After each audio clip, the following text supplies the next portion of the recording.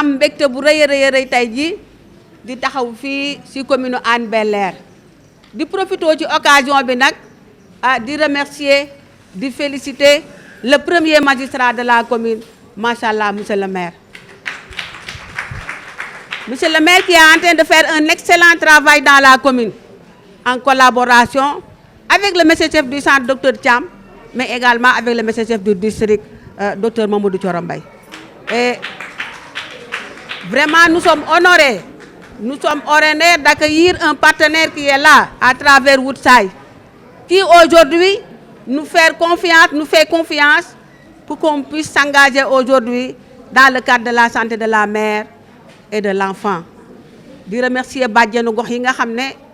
ñooñu dalal fii bu baax macha allah les bàjjen teg ko ci loxo présidentu bàjjenu gox yi bàjjen Mbathio Diop mais également aussi di remercier di saluer le personnel du centre de santé de Hann-sur-Mer mais également aussi saluer la présence de la présidente de l'association des sages-femmes du district qui aujourd'hui s'engage à nos côtés à travers l'association des sages-femmes pour qu'on puisse vraiment améliorer la santé de la mère et de l'enfant. Mais également aussi saluer la présence de l'équipe de Dr Mbaye, l'équipe choc de Dr Mbaye, l'équipe cadre du district, qui gravite autour du médecin-chef par rapport à l'atteinte des programmes prioritaires vraiment de santé. Mais également aussi, nous allons donner la parole aux maires qui aujourd'hui, on ne reconnaît même plus le centre de santé de Hann-sur-Mer par rapport à ces efforts qui sont fournis vraiment pour améliorer le plateau technique, mais également améliorer l'accueil au niveau du centre de santé. Nos partenaires, monsieur le maire, on va lancer la caravane pour pouvoir démarrer les activités. On pourra sensibiliser la population. Aujourd'hui, l'équipe mobile d'appui communautaire est là et nous allons faire la commune pour sensibiliser, annoncer ces journées que nous allons faire au bénéfice de la mère et de l'enfant. ñu ngi sant yàlla ci jataay bi ñu ngi ciy sant yàlla ci bu ñu tànnee pour ñu débuter événement bi ñu ngi ciy sant yàlla ci suñu turu bopp ñu ngi ciy sant yàlla ci turu centre bi ñu ngi ciy sant yàlla ci turu secrétaire exécutif bi fi nekkul di profiter ci occasion bi di nuyu monsieur le maire di ko sant di ko gërëm ci teewaayam docteur Mbaye ci taxawaayam di wax suñu mbokk yi Woodside yi nag bienvenue monsieur le maire docteur Mbaye seen kër la ñu nekk kenn doon wax bienvenue mais Woodside yi ngeen di wax bienvenue merci pour ce geste que vous avez fait à l'endroit du centre à l'endroit du district je veux dire et wax docteur Mbaye ñun ñi ngi sant ñu ngi gërëm ci bi ñu tànnee ñun waa Hann-sur-Mer et Hann-sur-Mer bi sax ma bëggoon muy dañ parce que El Hadji Mansour També du lañ tudd tey waaye Hann-sur-Mer tax ci làmmiñ yi à commencer par district moom Hann-Mer rek waaye centre de santé El Hadji Mansour També du lañu tuddee donc wax rek ne bésu tey bi dafa am solo pour ñun parce que li ñuy nekk guddeeg bëccëg suba ak ngoon mu occupé ñu dañ ci am ñu ci dimbali si ñooñu ci dimbali si mooy partenaires yi mel ni Woodside lii ñu def district tànn ñu ñun ne fii la koy ubbee mënuñ ci lu sant gërëm te gis ne honneur la pour ñun. waaw asalaamaaleykum maa ngi leen di nuyu kenn ku ne ci turam ak santam di nuyu bu baax a baax le district docteur Mamadou Mbaye mais di nuyu également ki ñu dalal fi docteur Thiam donc bu ma nuyoo docteur Thiam nuyu naa sans exception tout le personnel du centre de santé El Hadji Mansour Tambédou di beral nuyoo également toutes les bàjjenu gox toujours au service ñu ngi leen di jaajëfal bu baax a baax maa ngi nuyu it ki nga xam ne tey moo waral bés bi mooy suñu partenaires yi di Woodside di nuyu bu baax a baax di kontaan seen teewaay fii mais di nuyu ki nga xam ne kenn la ci yéen ci Woodside kooku suma mbokk la suma deret la ma di ci kontaan bu baax a baax. Alors je voudrais tout d'abord docteur encore une fois bien sûr bu ñu nuyoo tout le district l'équipe choc de Gaspard. D'abord remercier le docteur parce que fan yële ñëw naa seet si la et j'ai beaucoup appris bu ma nee j'ai beaucoup appris mooy mun naa ne dama ñëwoon ci diir bu gàtt def si fa li ñuy wax benchmark jàngale bonne pratique am na ci lu bare loo xamante ne permettre na ma occasion la tey pour ma wax ko pour mën a évaluer performance su centre de santé bi et docteur Thiam vous êtes sur la voie. Je tenais à vous encourager tey damay wax ci tuuru conseil municipal bi parce que centre bi bu ñu fàtte ne que centre bu am presque 45 ans la donc du lu bees du bâtiment bu bees mais bâtiment boo xamante ne ñi ngi ciy góorgóorlu di diversifier offre de service bi c'est important diversifier chaque année mu am lu ñu ciy def et je peux vous rassurer que le conseil municipal ci 4 dernières années yi def nañ fii pas moins de 500 millions ci centre bi parce que boo xoolee unité yu bare di tourner dafay wane ne que am na ci loo xamante ne dañoo war a amal njëriñ askan wi mu mën a nekk un centre de proximité mais centre de proximité ak surtout qualité offre yi nga xam ne moom dañuy def en termes de politique sanitaire c'est extrêmement important. beneen bi nga xam ne bëgg nañ ci yokk jëmale ko sur le personnel wax nañ ko c'est important que ñun ñu alléger le CDS monsieur le président maa ngi leen nuyu Cheikh Omar di la nuyu boo leen gisee mairie bi jël en charge yenn personnel bi c'est pour permettre au CDS d'être efficient efficace en termes d'investissement bu ñu bàyyi woon yenn charge yi avec le CDS li ñu mën tey duñ ko mën diversification bi ñu bëgg duñ ko mën donc il faut le dire dafa bokk ci stratégie yi nga xam ne dañ ciy toog di ci waxtaan ak docteur Mbaye dañ ciy toog di ci waxtaan ak médecin chef mais dañ ciy toog di ci waxtaan avec le président Cheikh Omar donc c'est vraiment pour vous dire que tey lii ñuy def nii bëgg a continuer à veiller ci li nga xam ne dañoo bëgg a améliorer service mère et enfant bu fekkee ne district couvrir na 7 communes mais mu am un regard intéressé sur Hann Bel-Air c'est parce que xam na ne que bu ñu orienter le partenaire vers Hann du ñu am déception loolu c'est important parce que da ngay dékku aussi loo mën parfois nga dem signer engager le partenaire ci loo xamante ne di nga ko yóbbu foo xamante ne la nga bëgg doo ci am te wax nañu ko dañu bëgg loo xamante ne lu yàgg la partenariat boo xamante ne dafay wéy mais pour mu wéy ay étapes la on réussit la première phase ñu dem ci deuxième phase mais avantage bi et ça c'est l'occasion où je voudrais encore une fois man xam naa Woodside parce que Woodside jotoon naa liggéey ak ñoom ak Africaire je crois ah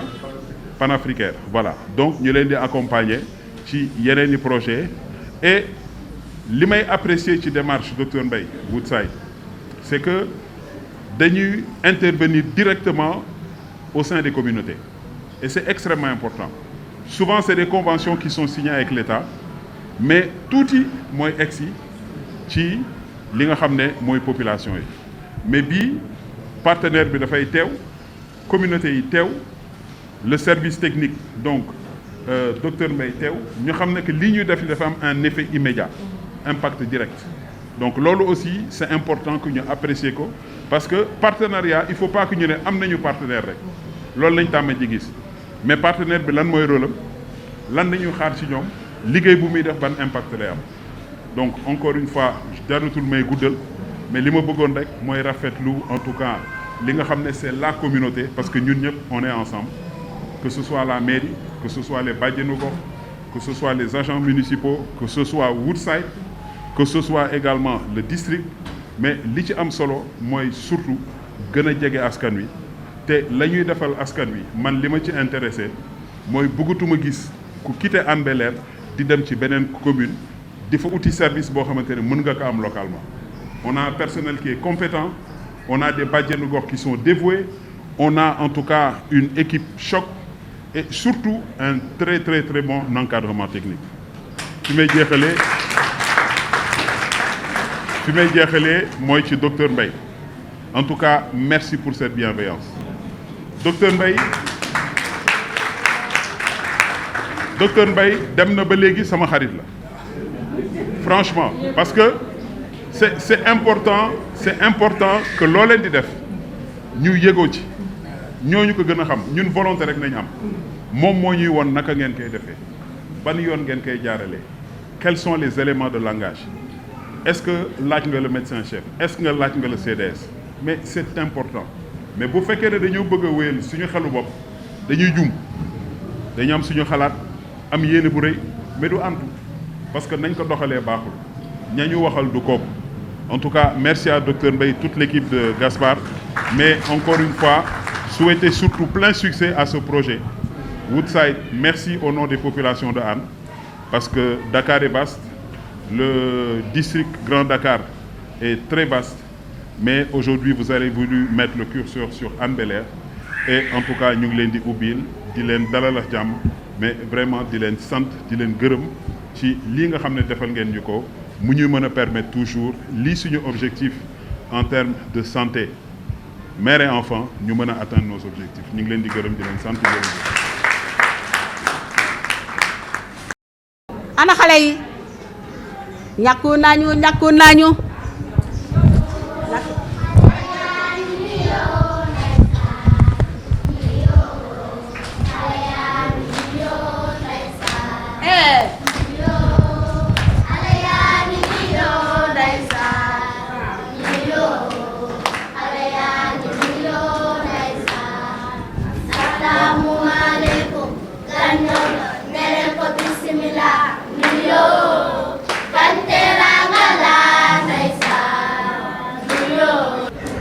Monsieur le maire des maires, j'allais dire. C'est le maire des maires du district Dakar Centre. Ah, c'est la réalité. Et toute l'équipe de l'équipe municipale avec Nilan, qui sont conseillers en matière de santé et qui fait un travail excellent de coordination avec l'ensemble des structures qui sont dans la commune. Monsieur le représentant de Woodside, chers amis, mais également de TCI, qu'il est important également de citer. C'est important parce que dans ce programme TCI, ils sont venus avec une nouvelle approche. Nous avons indi seen part indi communauté bi indi wàllam. Donc pour le département de Dakar, pour les activités de TCI, c'est cofinancé avec TCI et la ville de Dakar. Et c'est dans cette optique de raréfaction, en tout cas des partenaires, qu'on a mis en place avec TCI ce qu'on appelle le groupe de plaidoyer et de suivi. Et ce groupe de plaidoyer, on va l'élargir. On a une réunion avec le réseau CDS, parce qu'on ne peut rien faire ça à la communauté. Chaque fois, dans wax bu ngeen ñu wàccee santé bi ñun waa kër docteur Kessé, c'est sûr qu'on va échouer. On a besoin de la communauté pour réussir. Moo tax ce groupe de parole, ce groupe de plaidoyer, on va l'élargir. Le réseau du district, les CDS du district vont intégrer et ensemble on va travailler pour rechercher des partenaires, en tout cas avec un seul objectif, l'amélioration de la santé de la population. Mais tey nag lu ñu fi tax a toog lu ñu fi indi on est en train de dérouler un programme. Ce même groupe de plaidoyer a réussi avec nos partenaires Woodside, en tout cas à avoir un financement et à planifier des activités qui concernent le programme la santé de la mère, la santé de l'enfant et la santé des ados et des jeunes pour une première phase. Contexte bi et la justification bu ndee Dakar centre day tënk wax ji nous sommes au centre de Dakar. Donc c'est un pôle urbain majeur du département de Dakar. Donc ça couvre Dakar centre couvre tout l'arrondissement de Grand Dakar. Donc comme Dag l'a dit tantôt, nous couvrons 7 collectivités territoriales. Donc c'est un pôle urbain extrêmement important dans le département. On a des défis sanitaires très complexes. Dakar Centre, la particularité déjà, Dakar Centre, nous sommes déjà à cheval entre 2 arrondissements. Non seulement c'est tout l'arrondissement de Grand Dakar, mais on prend une partie également de l'arrondissement de Dakar Plateau. Beneen spécificité de Dakar Centre, moi, on a des zones résidentielles. Tu peux prendre Point E, tu peux prendre Maris, il y a une partie résidentielle. Mais également, on a des zones très vulnérables. On a des quartiers flottants, des populations vraiment vulnérables qui ont des difficultés à accéder aux soins. Donc, malgré nous avons tout, en tout cas, ces réseaux d'infrastructures, am na ñoo xam ne jote nañ ci faj bi am na ñoo xam ne jotewuñ ci donc c'est un district assez complexe. beneen bi c'est le centre de Dakar donc nit ñi dañuy xëy jóge fu ne di liggéey si di dem donc on a un flux migratoire extrêmement important xam nga dañuy wax Dakar épidémie bi commencé ci Sénégal ci Dakar lay commencé. Parce qu'il y a un flux migratoire. Donc les échanges sont énormes. Donc les échanges au niveau d'une zone, forcément, il y a une faiblesse. Donc ça fait partie en tout cas des caractéristiques de Dakar Centre. Mais on a des populations avec des risques majeurs. On a les grossesses non désirées sont là. Monsieur le maire, on a toujours des accouchements à domicile dans Dakar Centre. Pour 2025, on a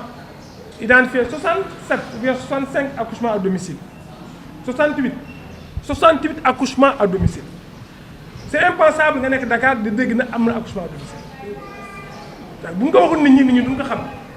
un accouchement à domicile, dans les villages. Mais à Dakar, au centre de Dakar, on a des accouchements à domicile.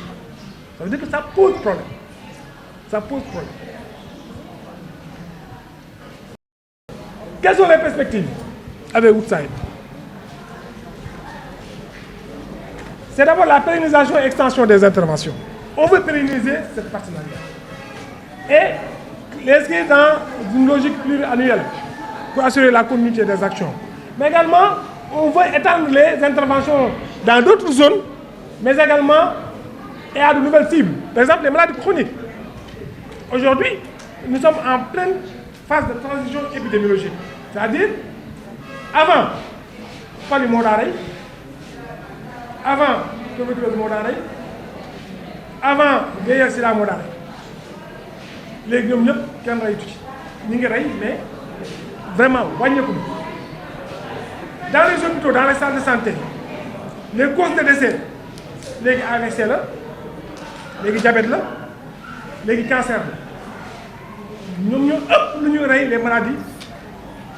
transmissibles. Donc on va faire une transition. C'est pourquoi, dans nos perspectives, on pourra même éventuellement étendre les interventions dans d'autres programmes, en tout cas sur les maladies qui sont non transmissibles. Merci pour votre présence majeure. La MAC est là. Il faut le dire, pour la MAC de Anne, c'est un suivi particulier que nous faisons à la MAC de Anne. Vous savez tous, nos maisons d'arrêt, il y a un surpeuplement carcéral. Il y a une promiscuité là-bas. Donc facilement, pour le programme de la TB, facilement la transmission est importante. Mais nous faisons un suivi étroit au niveau de la MAC de Anne. Et ce fait qu'on a des résultats tellement positifs que pour l'année 2025, pour toute l'année 2025, on n'a pas enregistré un seul cas de TB au niveau de la MAC. Et félicitations majeures. Et pour le premier trimestre 2026, elle n'a pas encore enregistré un cas de TB. Donc ça c'est énorme. Pour Anne-sur-Mer, pour la population au niveau communautaire également, avec NAC également, avec le programme national de lutte contre la tuberculose, on est en train de voir comment mobiliser la radio mobile communautaire. Chaque année, on doit mobiliser la radio communautaire du programme national de tuberculose pour faire un dépistage actif au niveau communautaire. Parce qu'Anne constitue, pour nous en tout cas, une zone assez particulière par rapport à ce type de maladie. De la lutte contre le paludisme, mais également aussi de la nutrition, en passant par les kits que Woodside nous a offert pour les femmes à la maternité, mais également aussi venir au niveau de la santé de la mère en tant que telle, la planification qui est notre base, la planification familiale. Et rapidement, quels sont les outils, les éléments qui nous permettent rapidement de faire la planification familiale par le major. Comment commencer? Surveillance épidémiologique. Parce que si nous avons surveillance épidémiologique pour saytu wérgu yaramu askan bi fan la tollu te lolu données yi nga xamantene dañ koy collecter moy données yi nga xamné ci consultation yi fofu lay joggé bu ñu ko collecté nag dañ koy interpréter analyser ko ba pare interpréter ko pour mën a xam ndax feebar yu bëri ci nit ñi la ñuy jaar tey jii am na ay épidémie yoo xamante ne balaa muy ñëw fekk na xam nañ ko te yooyu ay jumtukaay la yoo xamante ne nii dañ koy def ci consultation yi wax nañ ne tamit ñun dañuy wàcc tamit ci ñi nga xamante ne ñoom ñooy bërëbu consultation yooyu di xoolse seen registre yi ak anam yi feebar yi ndax feeñul ci registre yoo xam ne xaj na rëcc na ci population yi nga xamante ne ñoom moom la ñuy jox district waaye tamit base communautaire bi tamit am na ci wàll ndax feebar bu ne rek am na noo xamante ne nii jox nañ la ko noo xam ne da nga koy ràññee ci biir population bi fii nag comme niñ ko waxee particularité bi mooy dem ak dikk bi dafa bari lool moom moo tax ñu ciy bàyyiloo xel nit ñi lii nag mooy outil yi nga xamante ne yëpp dañ koy def lii prélèvement la triple emballage la bu ñu jëlee yenn prélèvement yi muy deret yi wala lu mu mënti doon rek ci tubb lañ koy def nga xamante ne condition de transport bi dafay baax ba nga xamante ne laboratoire bi nga xam ne moo war a xool Institut Pasteur foofu la ñuy def lii nag ay matériel la bu ñu ñëw xool yoo xamante ne nii yow da nga koy xool 5 heures du matin bu sol bot yi loo xamante ne nii di ñëw il faut que ñoom ñu gis ko xaaral ñeeg si pour surveillance xam nga dina difficile pour mu déplacer waaw pour xam nga lii pour surveillance la matériel boo xamante ne nii nit ki da koy sol ak lii pour mu protéger wu tamit parce que day dem uti ji loo xamante ne dafa infecté pour ñu yóbbu ko ci biir analyse bi de ce fait matériel la boo xamante ne dañ koy sol lii kit la boo xamante ne lépp loo xamante ne war na muy kit mpox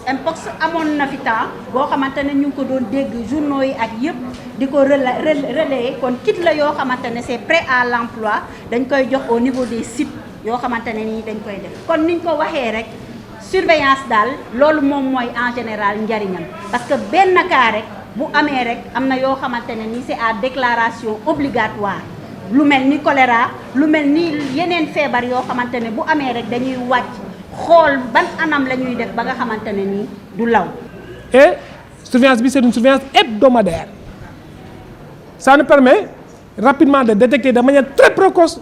un cas de maladie potentiellement épidémique. Et comme on dit, de noyer l'œuf dans la... nu koy wax ci tubaab de noyer carrément l'œuf. C'est-à-dire que dem nañ ci benn gox benn ruq ñoom fa benn maladie boo xam ne détecté nañ ko va falloir que nous ripostons rapidement pour que mu yem foofu mu bañ a law te loolu nag il faut que ñuy surveiller maladie yi cas bu ne pour tous les maladies potentiellement épidémiques dañuy wax ñuy faj bu ngeen amee telle personne mu ñëw ci hôpital bi présenter lii ak lii ak lii dañuy jàpp ne cas boobu la jusqu'à preuve du contraire automatiquement bu cas bu ñëw rek dañ koy prélever yóbbu ko Pasteur bu positivé ñu dem def enquête sur le terrain au niveau communautaire. di leen wax ne fii ci Yaraax Yaraax la commune de Hann Bel-Air ñun li suñu préoccupation bi ci ëpp mooy problème mu paludisme ndax problème mu paludisme amul nawet amul noor parce que ndox mi moo tax ak waa population bi du ñu nangoo takk ay moustiquaires imprégnés te dañ leen di wax toujours bu fekkee seen yaram dafa tàng nit bu fekkee dafa yëg ci yaramam tàngooru yaram wala mu yëg bopp buy metti wala dara lu koy metti la première chose bu muy def avant muy dem ci maaman yi comme ni ñu koy waxee ci sëriñ yeeg yooyu dañuy naan mu ñëw ci hôpital bi su ñëwee hôpital def consultation ñu defal ko TDR bi moom la ñuy jël moom lañ koy njëkk a defaral xool ndax dafa am doomu jàngoro pali bi wala amu ko waaye am na ñoo xam ni bu ñu commencé yaramu tàng ak bopp yu metti dañuy dem ci maaman balaa ñuy ñëw hôpital day fekk c'est trop tard. sànq mën naa ne ñun ñëpp jot nañ teewlu plaidoyer yi muy wax waaye plaidoyer boobu muy wax jëm si wàllum SR gëm naa ne ñun sage-femme la ko defal moo tax boobu ba tey sama mbokk yi toog ñu ngi taxaw fee di ma tàcc rek ndax ma kontaan nga may leen effectivement ñun du jëm si xeex ndeete yaay ak doom rek day nekk loo xam ne suñu priorité la bañ na ko ba bi ñuy wax ci surveillance bi docteur am na bu mu fàtte surveillance mortalité maternelle ak surveillance maanaam deetee xale yooyu néonatal ci biir surveillance Sénégal la bokk ba fépp fi nga xamante ne am na yaay boo xam ne am na doom maanaam mu yàlla dogal mu bakkanam mu faatu si wala doomam génn si àddina boobaa loolu niveau Sénégal ci boppam dañ koy saytu ba nga xam dañuy mën a def lam xool lam moo ko waral ba loolu du amati loolu tam ci surveillance épidémiologique la bokk.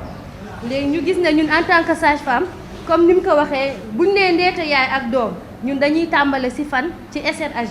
ñun ci xale la ñuy njëkk a tàmbalee bokk na ci vaccination bii ci SRAJ la bokk mooy bu xeex cancer du col bi mu bokk ci ba nga xam ne en tant que sage-femme dañuy dugg ci école yi di waxtaan ak xale yi di waxtaan ak jigéen ñi ci wàllu lan ci wàllum nu ñuy sàmbee seen wér-gu-yaram ci wàllum lan ci wàllu sexualité ci wàllum jur doom ak wàllu ëmb ak imbi loolu bokk na ci rôle sage-femme ba tax na bu fekkee jigéen bi wan na lor dañuy bëgg mu ñëw CPN fii en tant que centre de santé dañuy offrir des services de CPN maanaam consultation prénatale di jàppale jigéen bi ci mu tàmbalee commencement bi maanaam ba matal 8 CPN ndax léegi dañoo bàyyi di def CPN ñeent mais léegi CPN juróom-ñett lañ bëgg ndax bëgg nañ jigéen bi mu ëmb ci normal mën a accouchement normal sans que mu dépasser terme aussi sans que mu am yenn complications yi. donc santé de la mère et de l'enfant dafa nekk lenn loo xam ne que ni it moom mooy suuxat àddina li wax naan la femme est vie l'enfant également est vie loolu luñ mën a nangu la parce que jigéen bu nekkul ci kër gis ngeen problème yi muy indi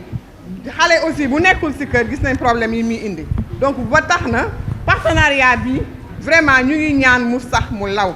donc di remercier ñëpp encore une fois di wax ne structure yëpp c'est ouvert et que tous les services sont disponibles surtout au niveau de Hann-sur-Mer di ñaax également population bi ñuy ñëw di utiliser service bi parce que personnel bu engagé ñoo fi nekk surtout au niveau de la maternité chaque fois dañuy naan man maay seen marraine mais ñoom ci seen bopp ñoom ñooy lii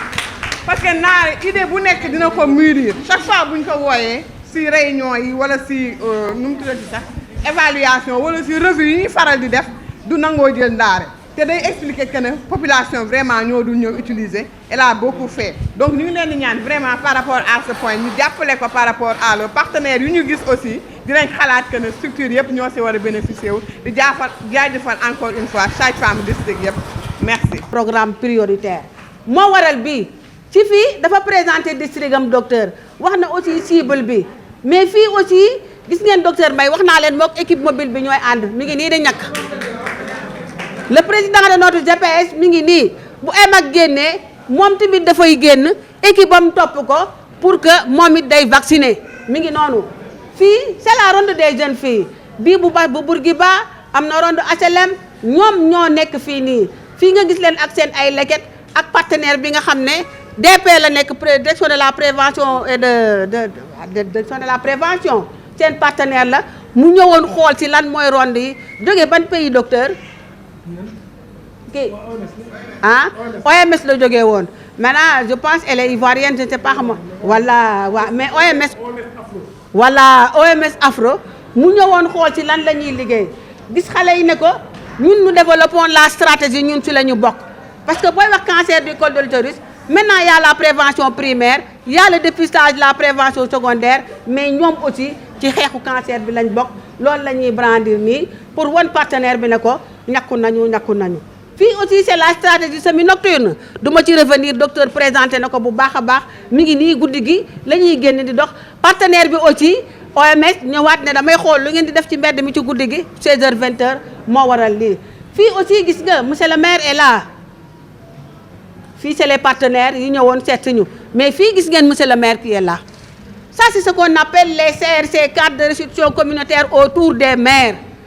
par rapport au programme élargi de vaccination waaye mais également aussi par rapport au programme PALU et dañ ci intégré yóbbaale yeneen programme yëpp et nous félicitons le maire. Dakar, docteur Mbaye ici, qui est venu avec un partenaire stratégique. L'idée de ce nouveau projet, c'est bénéficier et réduire les inégalités, permettre effectivement à toutes les patientes, tous les patients qui franchiront le seuil de ce centre de pouvoir bénéficier d'un service gratuit, et cela grâce au partenariat à Woodside qui a bien voulu faire comprendre, qui a bien voulu faire confiance au district, mais j'ai l'habitude d'installer sur la stratégie effectivement des partenariats. En ma qualité de maire, j'aurais pu parler de RSE, donc responsabilité sociétale, parce qu'il y a un impact direct et les procédures sont beaucoup plus allégées et bien sûr plus impactantes. Aujourd'hui, c'est Woodside qui décide de travailler directement, effectivement, avec le district pour prendre en charge un certain nombre de préoccupations, surtout des patients. C'est pour vous dire encore une fois, c'est presque une relation ou un pont que Woodside est en train d'établir entre la communauté et nos structures de santé. Donc c'est pour vous dire que ces facilités sont importantes, mais il a fallu effectivement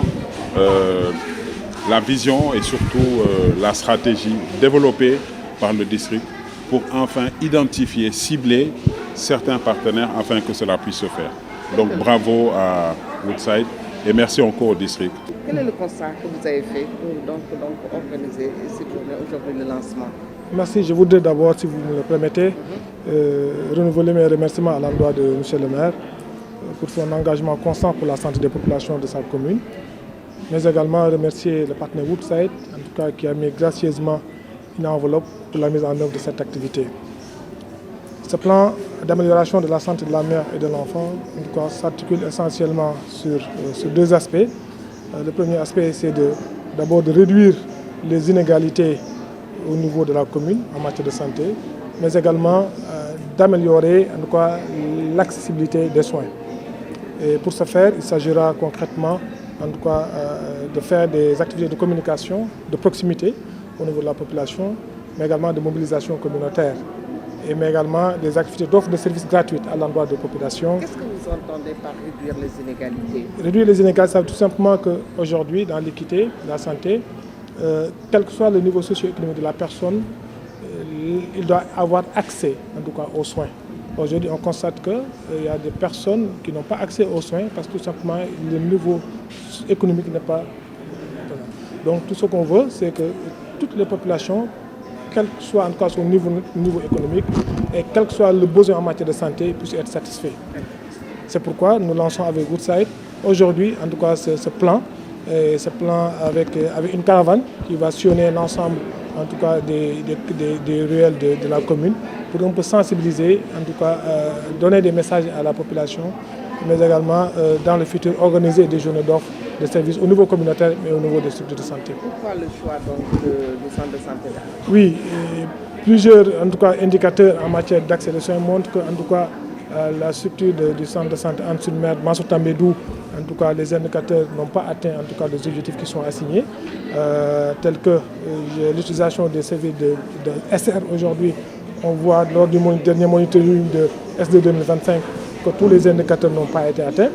On s'est dit qu'il va falloir que nous menions un plan d'action et c'est dans ce contexte qu'on a créé, qu'on appelle un groupe de plaidoyer et de suivi et qui nous a en tout cas mené à Woodside et qui nous a en tout cas gracieusement financé cette activité et qui nous permettra un peu à l'échéance à terme de pouvoir améliorer en tout cas ces indicateurs d'accessibilité de soins. Alors aujourd'hui, quelle perspective avec votre partenaire? Oui, beaucoup de perspectives avec notre partenaire parce que déjà, on l'a dit dans la présentation, déjà c'est d'abord de pérenniser cette collaboration qui vient juste de démarrer, mais également essayer avec notre partenaire de mobiliser en tout cas des kits d'accouchement gratuits à l'endroit de l'ensemble des partenaires au niveau du district. Et l'autre plaidoyer fort qu'on a fait à l'endroit du partenaire, à l'endroit de la mairie, c'est de en tout cas ouvrir en tout cas le bloc opératoire du centre de santé Mansour Tambédou. Aujourd'hui, on constate que beaucoup de femmes qui accouchent ici sont obligées d'être référées au niveau du centre de santé des Maris, qui est un centre de santé niveau 2. Maintenant, l'objectif pour le centre de santé Mansour Tambédou, c'est de l'élever en centre de santé niveau 2. Et pour ça, il faut impérativement construire et rendre fonctionner un bloc opératoire, ne serait-ce qu'un bloc obstétrical.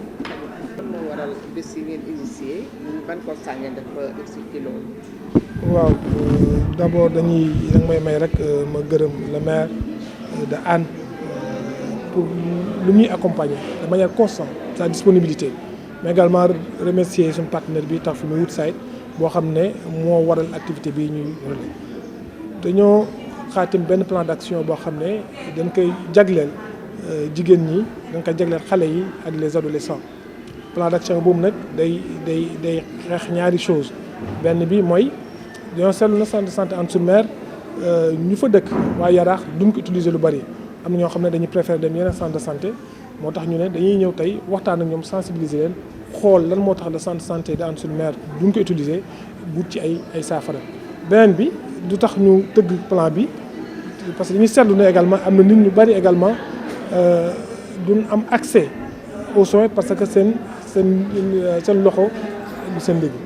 donc ñu ne inégalité yooyu nag foog ñu réduire ko c'est pas parce que amoo rek waroo faju ñun dañoo jàpp ne képp ku nekk ci gox bi en tout cas nga am besoin de santé et quelle soit la nature du besoin de santé boo ñëwee ci centre de santé Hann sur Mer war nga faju moo tax suñu partenaire bi mettre na gracieusement en tout cas des kits d'accouchement yoo xam ne pour femmes yoo xam ne dañuy ñëw pour matu pour am doom dana koy jox gratuitement. dinañ organiser également li ñuy wax ay journée d'offre de service gratuit maanaam ci le 29 bii di ñëw rek centre de santé bi moo ayee dinañ organiser ce qu'on appelle benn journée d'offre de service PF boo xam ne bépp jigéen boo xam ne am nga besoin en planification familiale boo ñëwee ci centre de santé Mansour Tambédou dinañ la ko offrir gratuitement doo ci fay dara te loolu nag suñu partenaire bi moo ko waral mooy Woodside. tey jii ngeen tànn fi nga xamante ne mooy centre de santé bu Yaraax bi démarré fii yëf lu waral loolu centre. xam nga dañoo génn ci benn lu ñuy wax ñun monitoring les monitoring des données 2025 te monitoring bi ba ñu ci génnee suñu indicateurs yi maanaam suñu nattukaay dañoo xayma ne centre santé Mansour Tambédou am na ci objectif yu bëri atteindre ko surtout indicateurs yoo xam ne c'est lié à l'accès maanaam nit ñi jotewuñ ci centre de santé bi